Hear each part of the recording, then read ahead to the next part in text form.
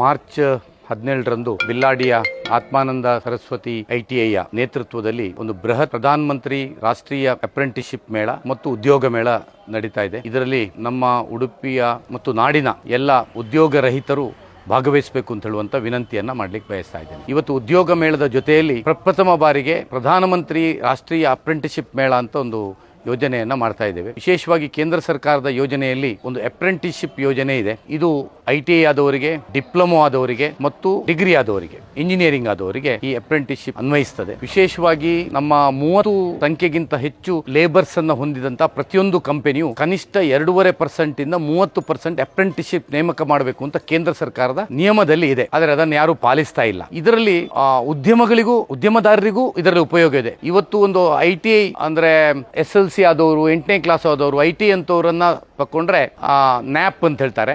ಅದರಲ್ಲಿ 1,500 ರೂಪಾಯಿ ಸ್ಟೈಫಂಡ್ ಅನ್ನ ಕೇಂದ್ರ ಸರ್ಕಾರ ಪ್ರತಿಯೊಂದು ಅಭ್ಯರ್ಥಿಯ ಮೇಲೆ ಕೊಡ್ತಾರೆ. ಡಿಪ್ಲೊಮೊ ಆದವರಿಗೆ ನ್ಯಾಟ್ನ ಮೂಲಕ 4,000 ರೂಪಾಯಿಯನ್ನು ಕೇಂದ್ರ ಸರ್ಕಾರ ಕೊಡ್ತದೆ. ಡಿಗ್ರಿ ಆದರೆ 4,500 ರೂಪಾಯಿಯನ್ನು ಕೇಂದ್ರ ಸರ್ಕಾರ ಕೊಡ್ತದೆ. ಇದು ಉಳಿದದ್ದನ್ನು ಯಾವುದೋ ಉದ್ಯಮಿಗಳು ಅಥವಾ ಇಂಡಸ್ಟ್ರೀಸ್ ಕೊಟ್ಟರೆ ಸಾಕಾಗ್ತದೆ.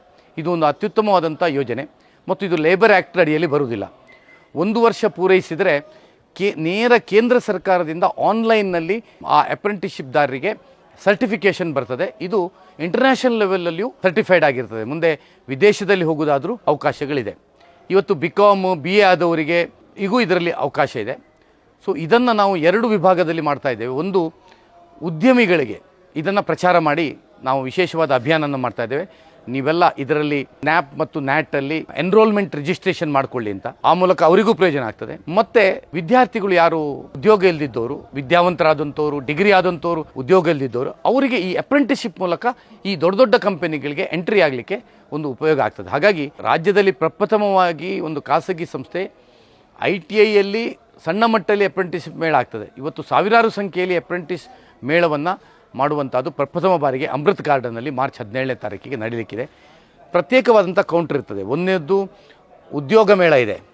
ಸುಮಾರು 180ರಿಂದ 100 ಕಂಪನಿಗಳು, ದೊಡ್ಡ ದೊಡ್ಡ ಕಂಪನಿ, ಈಗಾಗಲೇ ಇನ್ಫೋಸಿಸ್, ವಿಪ್ರೋ, ಕೊಚ್ಚಿನ್ ಶಿಪ್ ಯಾರ್ಡ್, ಸುಜ್ಲಾನ್, ಹೀಗೆ ತುಂಬ ಕಂಪನಿಗಳು ಬ್ಯಾಂಗ್ಳೂರು, ಮುಂಬೈಯಿಂದ ಎಲ್ಲ ಈಗಾಗಲೇ ನೋಂದಾಯಿಸ್ಕೊಂಡಿದೆ. ಅವರಿಗೆ ಅಪ್ರೆಂಟಿಸ್ಶಿಪ್ಗೆ ಬೇಕು ಅಂತ ಹೇಳುವ ಕಾರಣಕ್ಕೋಸ್ಕರ ಇದರಲ್ಲಿ ಒಂದು ಉದ್ಯೋಗದ್ದು ಒಂದು ಪ್ರತ್ಯೇಕವಾದ ರಿಜಿಸ್ಟ್ರೇಷನ್ ಇರ್ತದೆ. ಅಪ್ರೆಂಟಿಸ್ಶಿಪ್ನ ರಿಜಿಸ್ಟ್ರೇಷನ್ಗೆ ಪ್ರತ್ಯೇಕವಾದಂಥ ಕೌಂಟರ್ ಇದೆ.